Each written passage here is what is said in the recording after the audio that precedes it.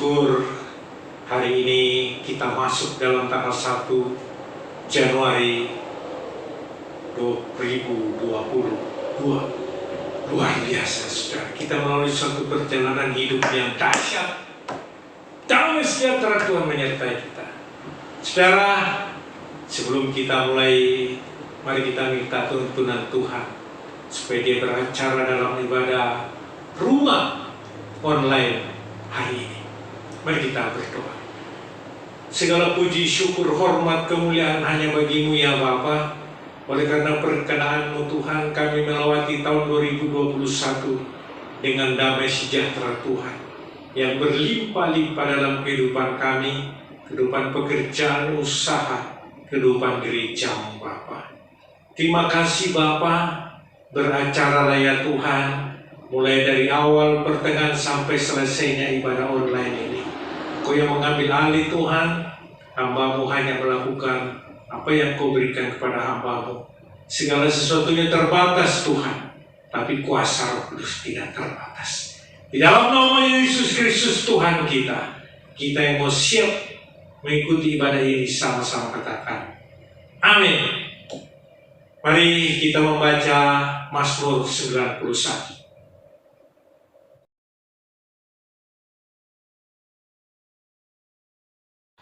Mazmur 91.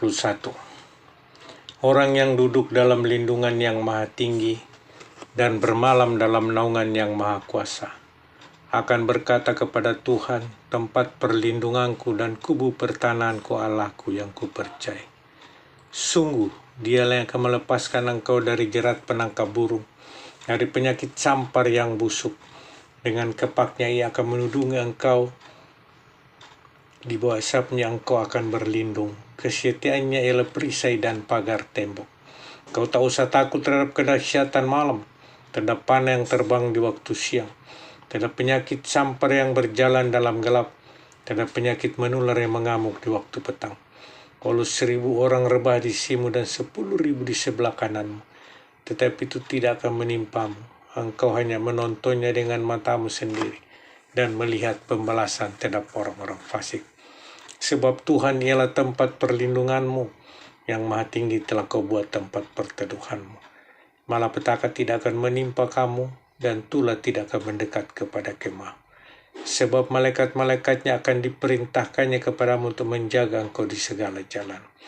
Mereka akan menatang engkau di atas tangannya, supaya kakimu jangan terantuk kepada batu. Singa dan ular tedung akan kau langkahi, kau akan menginjak anak singa dan ular naga. Sungguh hatinya melekat kepadaku, maka aku akan meluputkannya, aku akan membentenginya, sebab ia mengenal namaku. Bila ia berseru kepadaku, aku akan menjawab. Aku akan menyertai dia dalam kesesakan. Aku akan meluputkannya dan memuliakannya. Dengan panjang umur akan kukenyangkan dia, dan akan kuperlihatkan kepadanya keselamatan daripadaku. Amin.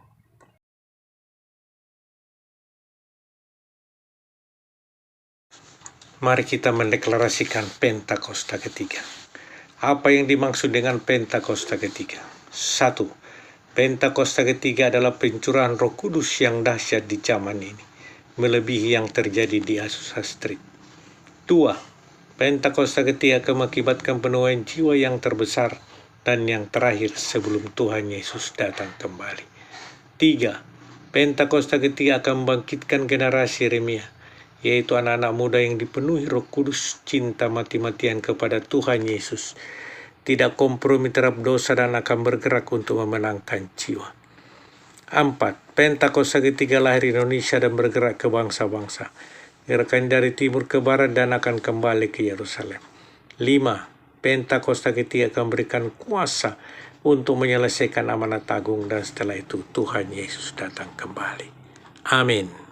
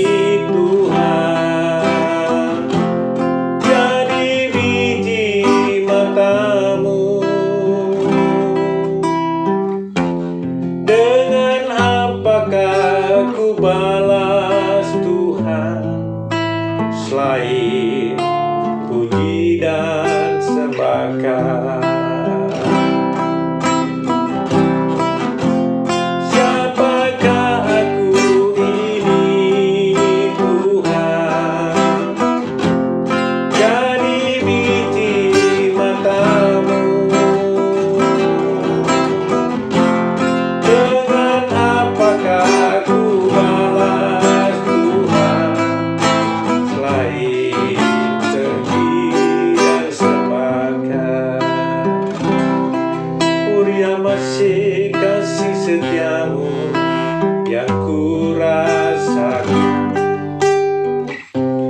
lebih tinggi dari langit biru.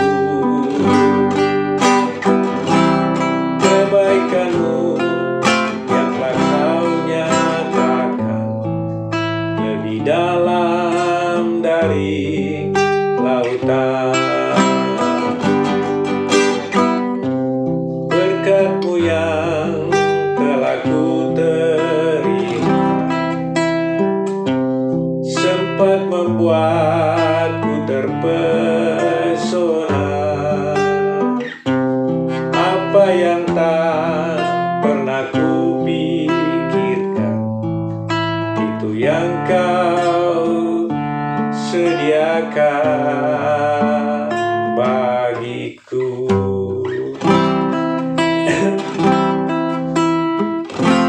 Siapakah aku ini, Tuhan? Dari biji mata-Mu.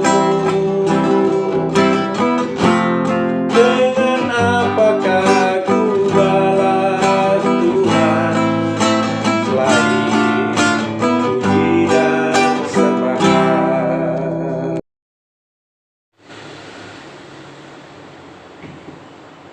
Haleluya! Saudara-saudara, satu kekuatan yang luar biasa dalam mengucap syukur. Minggu keempat, minggu terakhir, minggu kelima dari bulan Desember tahun 2021 terus didengungkan di doa pagi tentang bersyukurlah. Karena kita tahu bahwa ada kuasa dalam ucapan syukur. Pada waktu Rasul Paulus dan Silas di penjara, mereka tengah malam menaikkan pujian penyembahan, mengucap syukur, dan apa yang terjadi sekarang? Rantai-rantai terbuka, terlepas, pintu-pintu penjara semua terbuka, dan mereka bebas. Puji Tuhan. Mari kita sanjung Tuhan, kita agungkan Dia dengan lagu yang dikarang oleh gembala pembina kita, Segala Puji Syukur. Haleluya!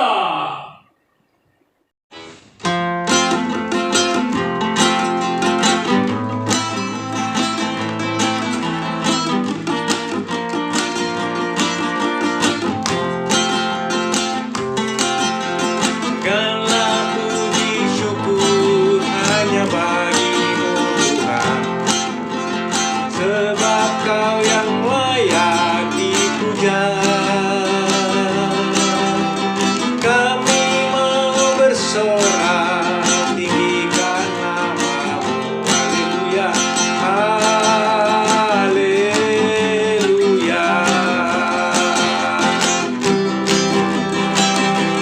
Segala puji syukur hanya bagi-Mu Tuhan, sebab Kau yang layak dipuja.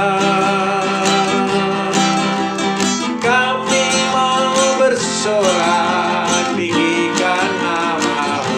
Haleluya, haleluya.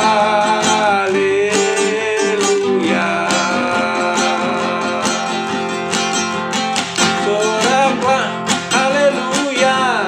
Soraklah, haleluya. Haleluya. Soraklah, haleluya. Soraklah, haleluya. Haleluya. Segala puji syukur hanya bagi-Mu Tuhan, sebab Kau yang layak dipuja. Kami mau bersorak tinggikan nama-Mu. Haleluya, haleluya. Soraklah, haleluya. Soraklah, haleluya. Haleluya. Soraklah, haleluya.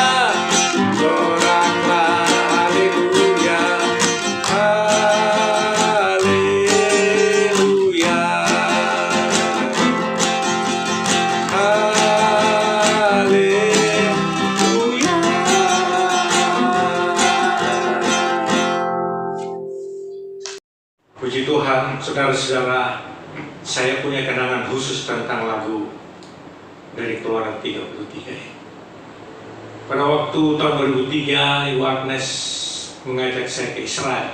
Saya tidak mau. Dan saya suruh dia pergi aja sendiri, mengikuti rombongan, pilih saja. Tapi pada akhirnya saya juga harus menemani berangkat bersama.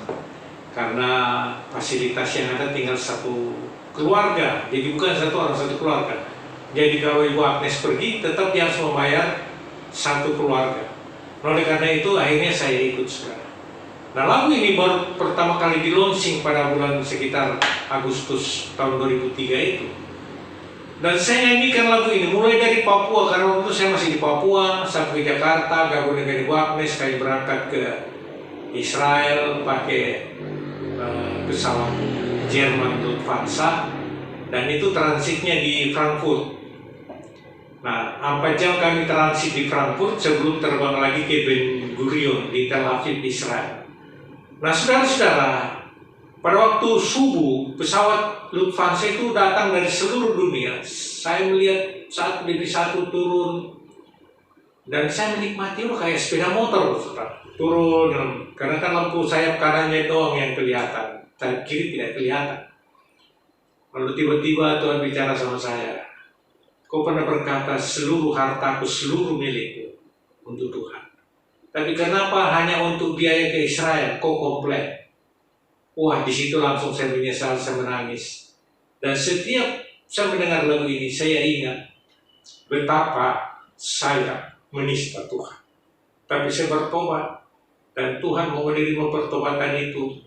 Dan ini menjadi suatu kenangan yang luar biasa bagi saya, sehingga sampai hari ini saya mengatakan semua adalah milik Tuhan dalam hidup saya. Saya hanya mau ikut Tuhan, mau menyenangkan Tuhan. Haleluya! Sebelum kita dengar firman, mari kita angkat pujian ini, bilang kau tak besertaku.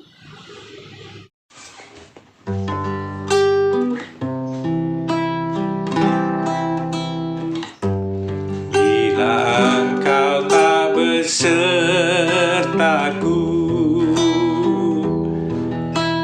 ku tak mau berjalan.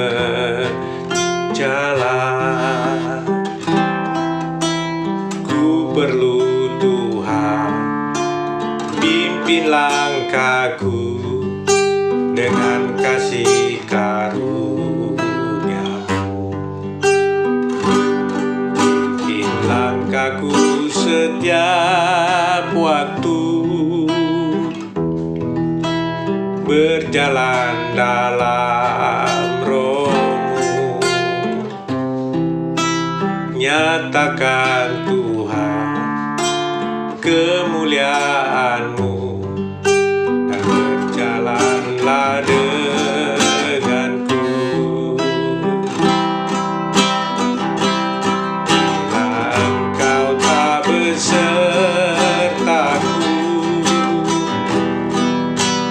ku tak mau berjalan. Ku perlu Tuhan, pimpin langkahku dengan kasih karunia. Pimpin langkahku setiap waktu, berjalan dalam Roh-Mu. Nyatakan Tuhan kemuliaan-Mu, dan berjalanlah denganku. Pimpin langkahku setiap waktu, berjalan dalam Roh-Mu. Nyatakan Tuhan kemuliaan-Mu, dan berjalanlah denganku. Nyatakan Tuhan kemuliaan-Mu,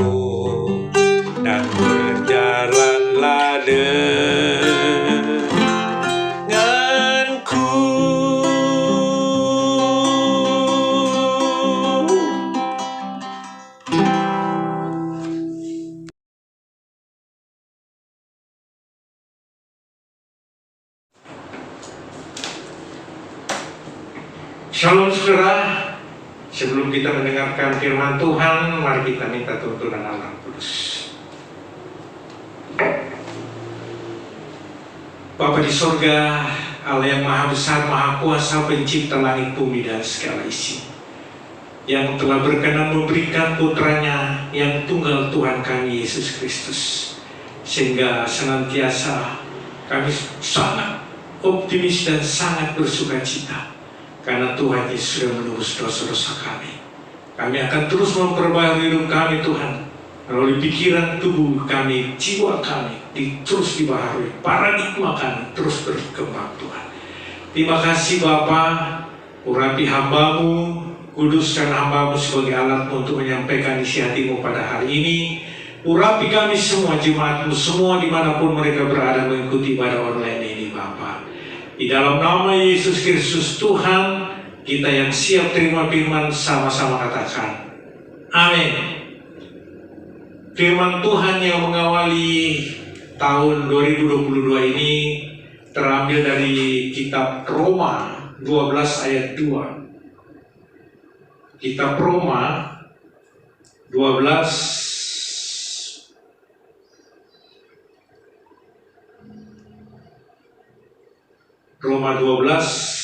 ayat 2. Saya baca buat saudara. Perikopnya persembahan yang benar. Janganlah kamu menjadi serupa dengan dunia ini, tetapi berubahlah oleh pembaharuan budimu, sehingga kamu dapat membedakan mana kehendak Allah, apa yang baik, yang berkenan kepada Allah, dan yang sempurna. Tujuan kita di dalam hidup ini tidak lain hanyalah menyenangkan hati Tuhan. Kalau saudara pernah membaca bukunya Rick Warren, yaitu Life Driven Purpose Life, yaitu kehidupan yang digerakkan oleh satu tujuan. Jadi saudara dan saya tidak mungkin Tuhan tebus kalau Tuhan tidak punya tujuan. Kita semua diharapkan oleh Tuhan menjadi pemuji, penyembah, penurut, melakukan semua kehendaknya di dalam kerajaannya di muka bumi.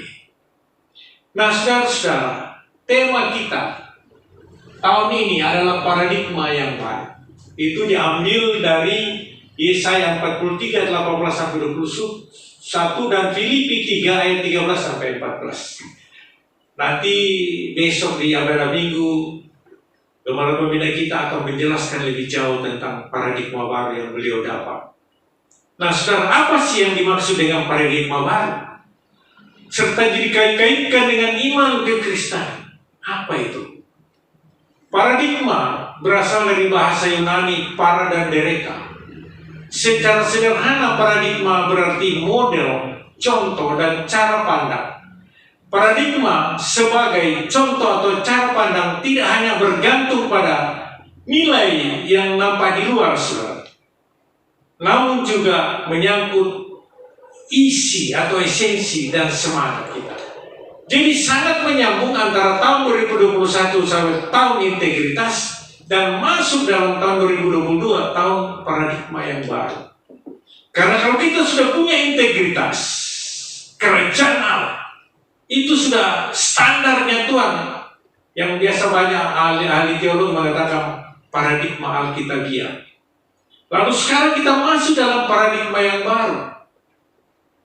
Kalau saudara belum mengalami perubahan integritas kepada satu standar yang Alkitabiah, maka sangat sulit Anda masuk dalam paradigma baru menurut firman Tuhan. Jika kita mengaku sebagai manusia berparadigma baru, artinya kita memiliki cara pandang yang baru, konsep sebagai orang yang sudah mengenal Tuhan, berdasarkan konsep sebagai orang yang sudah mengenal Tuhan berdasarkan kepada konsep kehidupan. Bagaimana cara kita memandang pekerjaan kita, usaha kita, keluarga kita, di dalam kehidupan kita sehari-hari. Itu semua memerlukan suatu paradigma yang baru dari seseorang yang sudah dibebaskan dari dosa, maka kita harus mengenal Tuhan Yesus betul-betul dengan paradigma secara standarnya Tuhan. Nah, dalam Roma 12 ayat 2 tadi kita membaca, janganlah kamu menjadi serupa dengan dunia ini, tetapi berubahlah oleh pembaruan budimu, sehingga kamu dapat membedakan manakah kehendak Allah yang baik, yang berkenan kepada Allah, dan yang sempurna. Nah, Rasul Paulus menasihatkan kita agar jangan kita serupa dengan dunia ini, tapi kita harus berubah menurut budi kita. Nah, dalam bahasa Yunani, bahasa asli Alkitab Perjanjian Baru, budi itu ditulis naos, yang artinya akal budi. Nah, oleh karena itu budi itu berubah akal kita tentang bagaimana Tuhan itu, bagaimana Dia Allah yang segala-galanya dalam hidup kita.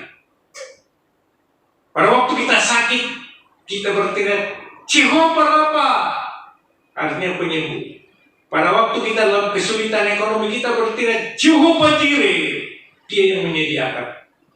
Nah, saudara-saudara, bagi kita yang hidup di zaman modern ini, pikiran kita ini sudah terlalu banyak dipenuhi oleh pikiran-pikiran duniawi, sehingga kadang-kadang kalau ada sesuatu kita sukar membedakan ini kehendak saya atau kehendak Tuhan. Oleh karena itu kita harus terus berubah, mau diubah. Kadang-kadang kalau kita tidak berubah, Tuhan sendiri yang berubah menurut persoalan ini. Tapi saya bersyukur karena banyak dari saudara-saudara saya lihat yang sangat kuat. Oleh karena itu kalau saudara diberkati Tuhan, haleluya. Karena tidak ada suatu berkat yang datang kepada kita begitu saja. Dia pasti didahului oleh persoalan, tantangan, rintangan, supaya kita tahu bahwa itu dari Tuhan. Nah, saudara,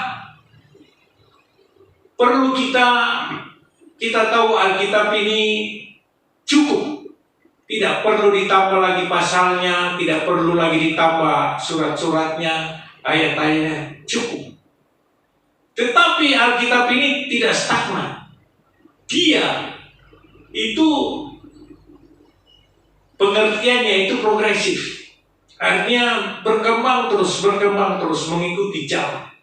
Sehingga walaupun ini buku kuno, tetapi ini selalu up to date. Nah, oleh karena itu kita juga selalu terus belajar Alkitab. Sementara dunia yang terus berputar ini, kita itu tidak ketinggalan zaman.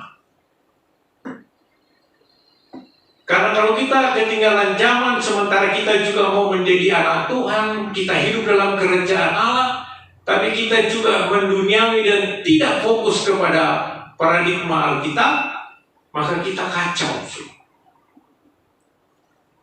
Paradigma orang-orang yang belum mengenal Kristus itu pasti kacau balau. Tapi paradigma kita orang-orang anak-anak Tuhan, apalagi pelayan Tuhan, apalagi seperti saya sebagai gembala saudara, itu sudah harus betul-betul paradigmanya itu terus diperbaharui. Jika kita sudah memiliki paradigma baru, saudara, maka kita tidak akan terjebak lagi pada ukuran dan permasalahan orang-orang lama yang bisa membuat kita jadi ekstrim. Kita tahu sekarang itu namanya ekstremis, terorisme, itu semua karena mereka paradigma lama. Saya nggak mau membahas panjang jauh di sini, tapi saudara kan bisa melihat mengapa ada saudara-saudara kita yang lain itu baik-baik, mereka kok radikal sehingga dia menolak negara, dia mau mengganti dasar negara, akhirnya menjadi teroris. Jika kita sudah memiliki paradigma baru, maka kita tidak akan terjebak lagi dalam hal-hal yang ekstrim. Tetapi tidak juga kita mengalir, kata bilang, biar saya mengalir. Gak bisa, saudara. Kalau kita mengalir, nanti kita hancur. Kita harus fanatik. Tidak ada yang lain di hidup kita, hanya Yesus. Tidak ada pengetahuan yang lain di hidup kita, hanya Alkitab. Supaya kita terus hidup. Kalau saudara, yang paling saya senang lagu itu, yang terutama di dalam hidup ini, meninggikan nama Yesus. Nah, saudara lanjutin sendiri. Pemahaman atau konsep yang baru, misalnya model ibadah kita hari ini yang kita ikuti, saudara, ini dadakan. Karena setelah saya mengikuti perkembangan dan informasi dari Rayon, ternyata semua gereja di Gua Rayon itu mereka ibadah onsite semua pada hari ini. Khusus untuk Mega Bekasi, saudara, ada playernya, itu dia onsite jam 9 dan jam 11. Dan tidak live streaming.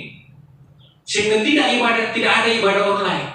Oleh karena itu, tanggal 31 subuh tadi, kemarin, Tuhan menggerakkan saya untuk buat rekaman ini. Jadi saya minta maaf kalau saya betul-betul single fighter. Karena kalau menghubungi para WL, waktu lagi, ngeras lagi, butuh waktu. Dan tidak mungkin, saudara, kita ini semua sukacita dalam menyambut tahun baru ini secara luar biasa. Yesus Kristus berkata di dalam Matius 9 ayat 17 bahwa anggur yang baru harus dimasukkan dalam kilbat yang baru. Oleh karena itu, satu pengetahuan yang baru, paradigma yang baru, kalau saudara tubuh jiwa roh ini tidak dibuat menyesuaikan dengan keadaan, bahwa ketika firman itu kita terima dengan satu paradigma konsep yang baru, koyak badan itu, koyak secara rohani, koyak secara batinia, sampai kita bilang, wah pendeta itu gak benar, wah gereja itu gak benar, wah semua, saudara. Tidak ada yang benar di hadapan saudara. Tapi puji Tuhan tidak ada di gereja kita. Di gereja di sini semua orang yang taat, semua orang yang setia. Oleh karena itu diberkati Tuhan. Nah, dalam Filipi 3, kita tahu dalam Filipi di sini dikatakan, aku melupakan hal yang di belakang dan aku mengarahkan kepada tujuan. Dan di dalam Yesaya juga dikatakan, melupakan masa lalu, karena Tuhan akan membuat yang baru. Nah, saudara yang dikasih Tuhan, Tuhan akan memberkati kita. Terus mari kita menghadapi tahun 2022 ini. Tidak ada cemas, tidak ada apa. Sebab hidup ini yang menentukan Tuhan. Kita jangan pernah mengeluh, banyak mengucap syukur. Haleluya! Tutup Alkitab saudara, dan mari kita berdoa. Bapa di sorga, terima kasih untuk firman-Mu pada hari ini, tanggal 1 Januari 2022. Kami bersyukur Tuhan, bahwa paradigma yang baru ini Tuhan inginkan. Karena Engkau Allah yang progresif. Engkau Allah yang terus berkembang, dan terus memperhatikan kami anak-anak-Mu dalam kerajaan-Mu di muka bumi ini Tuhan. Pakai hidup kami Tuhan berdampak bagi saudara-saudara kami, untuk membawa orang lebih banyak kepada Engkau Tuhan Yesus. Karena itulah buah dari pertobatan kami. Terima kasih Bapa, berkati anak-anak-Mu semua dalam pekerjaan, dalam usaha mereka, berkati bangsa dan negara kami ya Bapa. Berkati Presiden kami, Pak Jokowi dan wakilnya Kiai Haji Maruf Amin, dalam memimpin lembaga eksekutif, menteri, gubernur, bupati, wali kota, lembaga yudikatif, supaya korupsi, nepotisme, terorisme, narkoba, LGBTI, semua dihalau, dan bekerja sama dengan lembaga legislatif untuk menyusun suatu peraturan undang-undang untuk Indonesia yang maju Tuhan. Berkati Gembala Pembina kami, Bapak Pendeta Dr. Niko Joto Harjo bersama dengan keluarga besarnya. Berkati keempat wakilnya Tuhan. Berkati Gembala Ronkai Pak Andi Markus bersama dengan keluarganya. Berkati juga keempat wakilnya, staf gembala-gembala di dalam Royal 18 Tuhan. Tuhan berkati. Berkati gereja GBI Residen ini Tuhan. Senantiasa pakai gereja menjadi alat-Mu Tuhan. Untuk bekerja lebih baik lagi di situ dan di tempat-tempat lainnya Bapa. Jadikan gereja-Mu ini menjadi alat-Mu, menjadi biji matamu ya Bapa. Terima kasih Tuhan. Lawan semua dan target gereja yang diberikan dari rayon itu 250 jemaat. 20 pendoa dan 15 guru Tuhan. Dalam nama Tuhan Yesus terjadi. Berkati hamba-Mu sebagai gembala-Mu yang Kau taruh di tempat ini, Kau patok di tempat ini Tuhan. Untuk senantiasa mengangkat tangan bagi jemaat-Mu ya Bapa.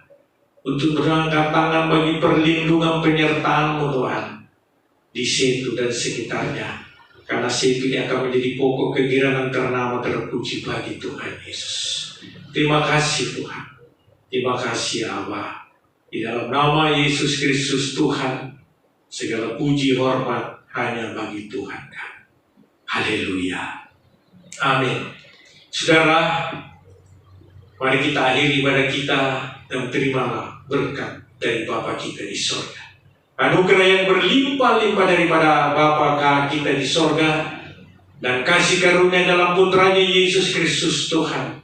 Kuasa dari persekutuan bersama dengan Allah Kudus turun atas jemaat semua pada mulai hari ini sepanjang tahun 2022 bahkan sampai selama-lamanya. Di dalam nama Yesus Kristus Tuhan, kita yang sudah menerima berkat dan percaya sama-sama katakan amin. Haleluya.